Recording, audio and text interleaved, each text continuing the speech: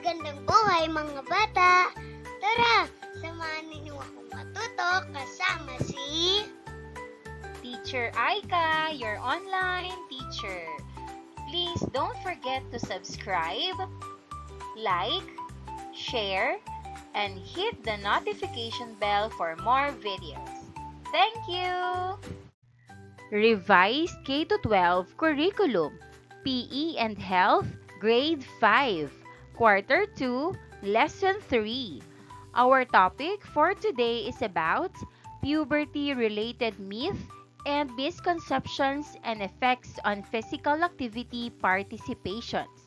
This is Teacher Aika, your online teacher. Let's start! Learning competency. Discuss common puberty-related myths and misconceptions that can affect physical activity participation. Learning objectives. First, analyze puberty-related myths and misconceptions and distinguish between fact and myth. Second, apply effective strategies for managing puberty-related challenges during physical activities.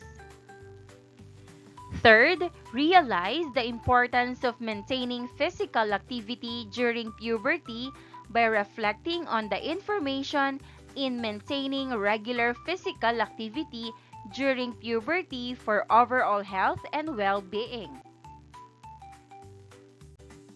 Contents. First, common puberty-related myths and misconceptions. Second, puberty-related myths and misconceptions that can affect physical activity participation. Day 1. Let's have a short review. Activity 1, short video viewing.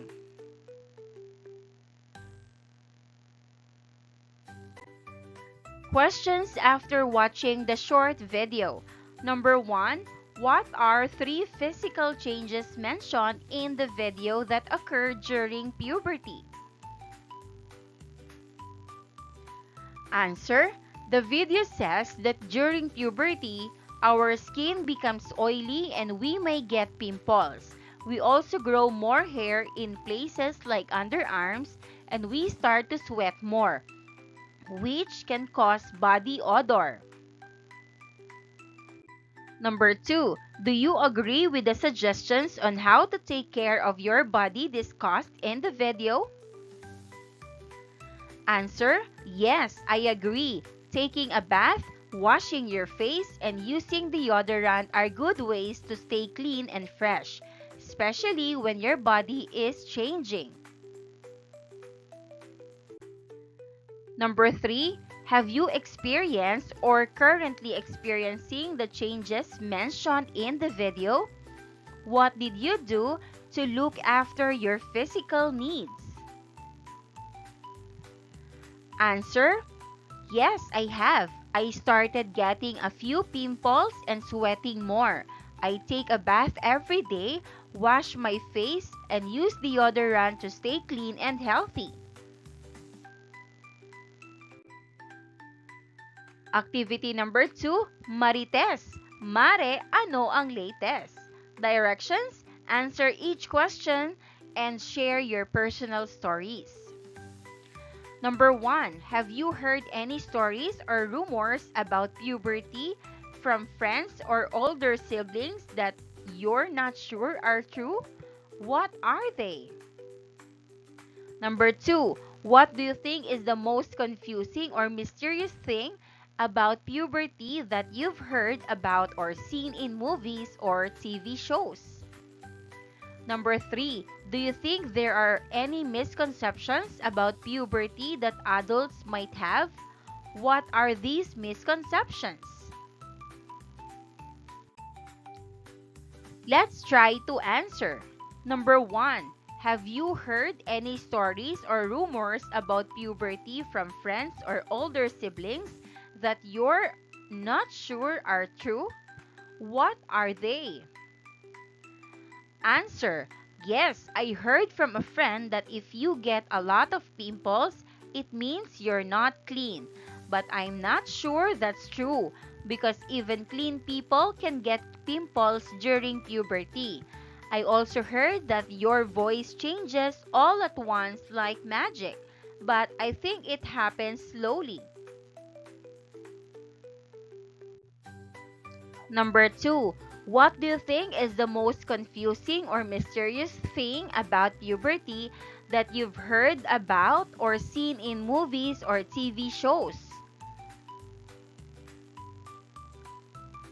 Answer: for me, the most confusing thing is how people in movies suddenly change overnight, like growing tall really fast or acting completely different. In real life, it seems slower and more personal, and not everyone goes through the same changes at the same time. Number three, do you think there are any misconceptions about puberty that adults might have? What are these misconceptions? Answer: yes, I think some adults believe kids already know everything about puberty or that we're not scared or confused about it. But the truth is, some of us still have a lot of questions and feel shy talking about it. It helps when adults talk to us in a kind and honest way. Acne, the occurrence of inflamed or infected sebaceous glands in the skin, in particular, a condition characterized by red pimples on the face, prevalent chiefly among teenagers. Wet dreams, an erotic dream culminating in orgasm and in the male accompanied by ejaculation of semen. Debunking, to show that something is less important, less good, or less true than it has been made to appear. Subtopic number 1: common puberty related myths and misconceptions. Activity number 3: myth or fact. Directions: read through the list of puberty related myths provided. For each myth, determine whether you believe it's true or false based on what you've learned.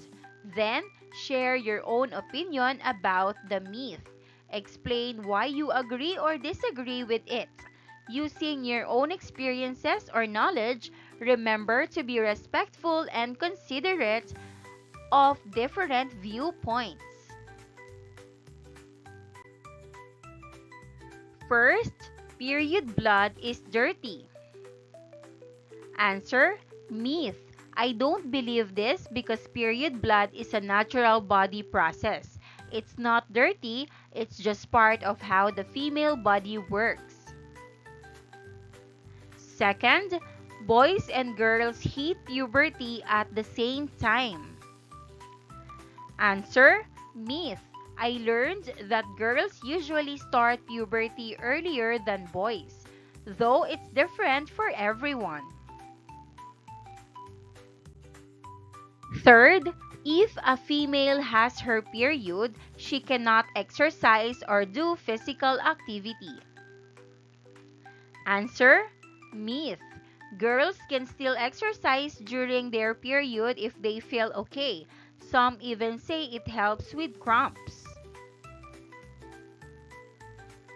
Fourth, only boys get sweaty and smelly during puberty. Answer: myth. It happens because of changes in the sweat glands. That's why it's important for everyone, not just boys, to take regular bath and use deodorant.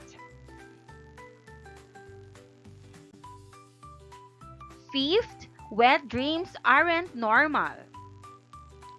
Answer: myth. I heard from lessons that wet dreams are a normal part of puberty for boys. It's not something to feel ashamed of. Sixth, if a female has her period, she cannot take a bath. Answer, myth. That's not true. Girls should stay clean during their period, and taking a bath helps with hygiene. Seventh, acne is caused by bad food and being unclean. Answer, myth. I think acne is mostly caused by hormones during puberty, not just food or cleanliness. Even clean people get pimples. 8. Only boys get sweaty and smelly during puberty. Answer, myth. That's not true. Girls should stay clean during their period, and taking a bath helps with hygiene. Ninth, puberty is scary and unpleasant. Answer, myth. I don't think puberty is scary, just new. It can feel weird, but it's a normal part of growing up. 10th, boys should be tougher and not show emotions. Answer, myth. Not everyone has feelings, and it's okay for boys to cry or talk about how they feel. It doesn't make them weak. 9th, wet dreams only happen to boys. Answer, mostly fact. Wet dreams usually happen to boys, but it's just part of how the body changes. 10th, puberty ends at a specific age. Answer, myth. People go through puberty at different times, and it doesn't end at one age for everyone.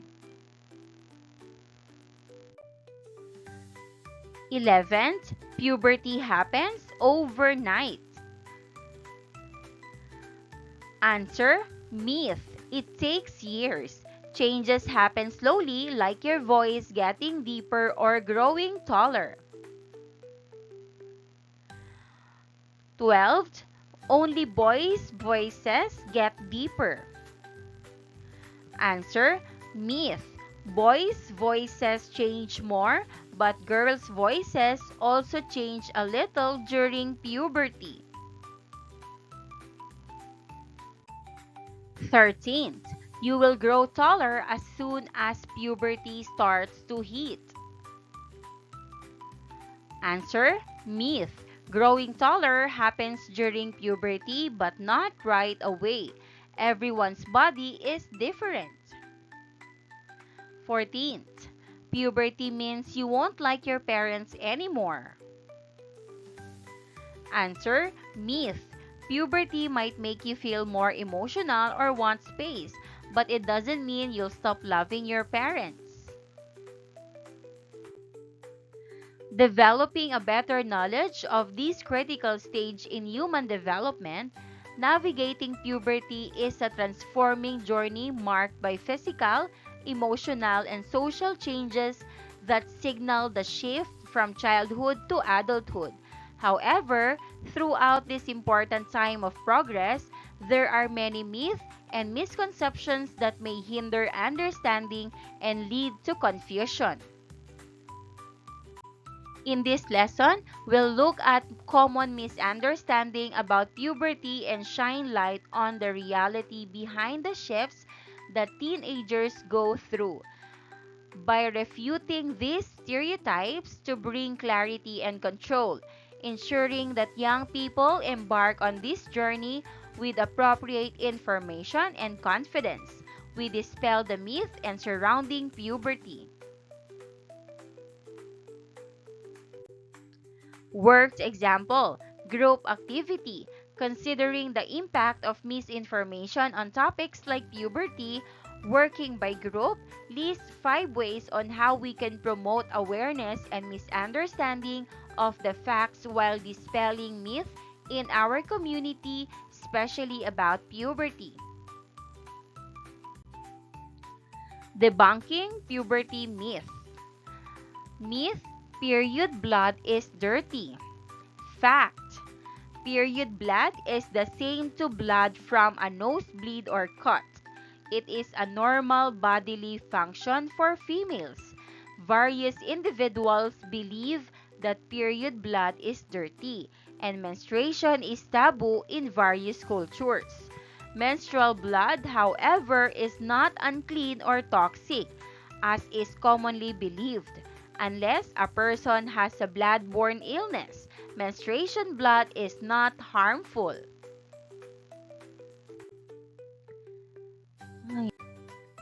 Myth: if a female has period, she cannot exercise or do physical activity. Fact: during her period, a female can do anything she normally does. Exercise can help reduce cramps and improve mood. Myth: if a female has her period, she cannot take a bath. Fact: taking a bath will not impact the flow of your menstruation. Taking a bath during your period has a few advantages, the most significant of which is hygiene. Myth: wet dreams aren't normal.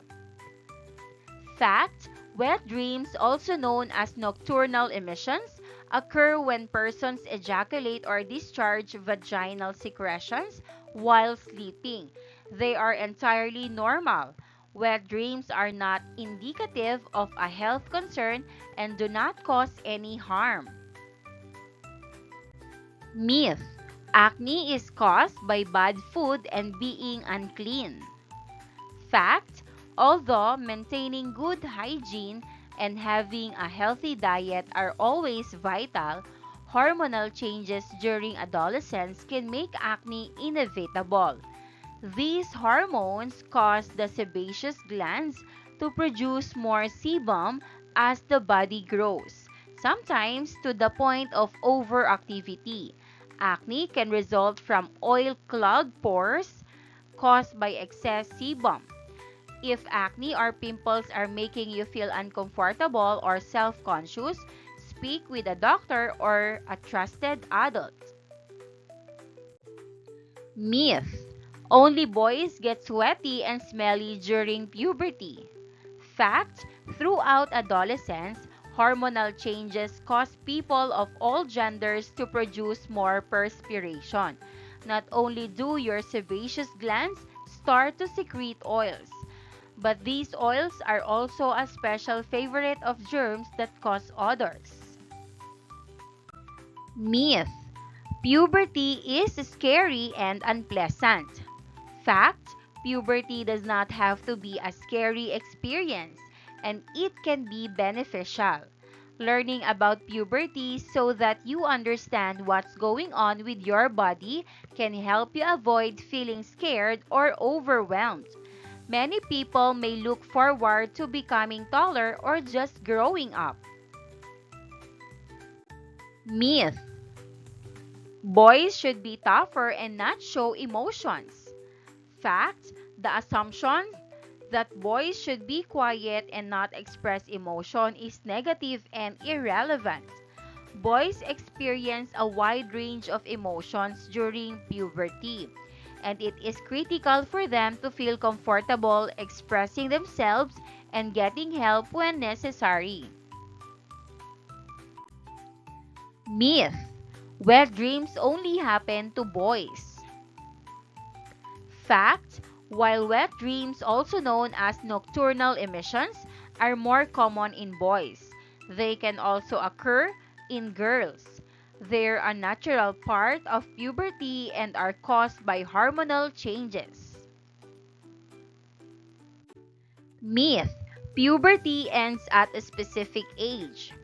Fact: puberty is a slow process that can last several years, often beginning around the ages of 8 to 13 for females and 9 to 14 for boys, and continuing into the late teens of early 20s. The exact time and duration differ from person to person. Myth: puberty happens overnight. Fact: it could take years between the first signs of puberty and the last. Many things change and develop during puberty, but it rarely happens all at once, and especially not overnight. In fact, puberty normally lasts 3 to 5 years. While some of us may aspire to wake up 3 inches taller, the body does not work that way, and this is probably for the best. Myth: only boys' voices get deeper. Fact: people of all genders may notice that their voices deepen during puberty. Some boys' voices may stand out more than girls because they have more variation and on occasion vocal cracks or breaks. Myth: you will grow taller as soon as puberty starts to hit.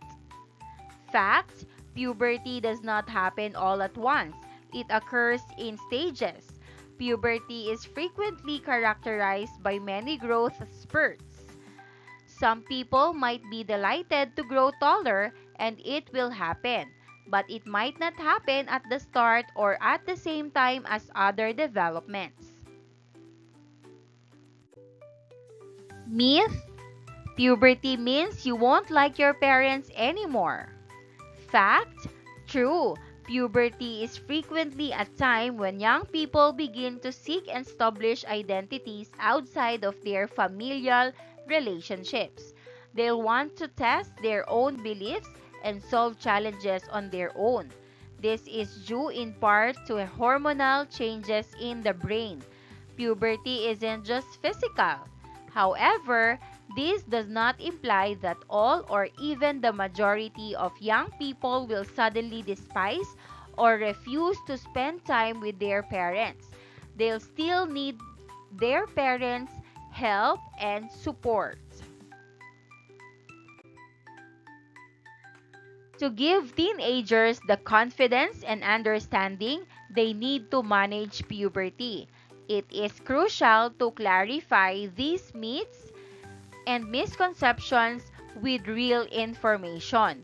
Young people can be empowered by open communication and education to accept the changes they're going through and ask for help when they need it. Activity number 4: Myth Busting Reflection. Choose a myth. Select one myth about puberty that interests you or that you've heard before. Personal reflection: take some time to think about the myth, considering your own experiences and what you know about puberty. Write down your thoughts and feelings related to the myth in your journal. Debunking the myth. Analyze why the myth might be misleading and think about how you can refute it based on your own knowledge and understanding. Reflect on what you've learned from this activity and commit to challenging misconceptions and promoting accurate information about puberty in your daily life. Sample answer. Chosen myth: acne is caused by bad food and being unclean. Personal reflection: I used to believe that people got pimples because they ate too much junk food or didn't wash their face enough.